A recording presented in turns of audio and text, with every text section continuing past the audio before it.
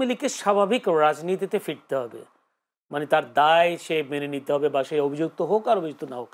আপনি কি মনে, বিএনপি কি মনে করে আসলে আওয়ামী লীগ স্বাভাবিক রাজনীতিতে ফেরার সুযোগ কতটা?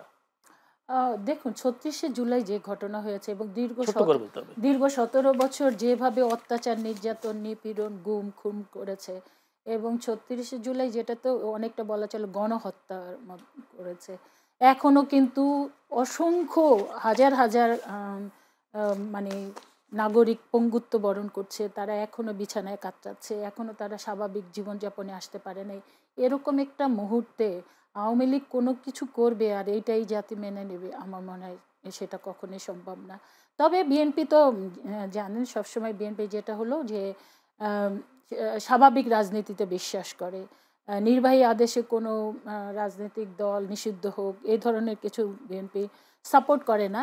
কিন্তু আবার পাশাপাশি এটাও যে আইনের প্রতি শ্রদ্ধাশীল থাকতে হবে। আমাদের যে আওয়ামী লীগ দল হিসাবে যে অন্যায়গুলা করেছে সেটা তো তাদেরকে সেই অন্যায় শাস্তি পেতেই হবে।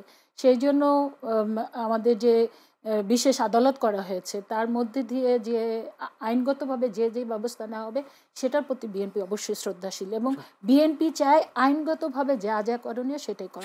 ধন্যবাদ।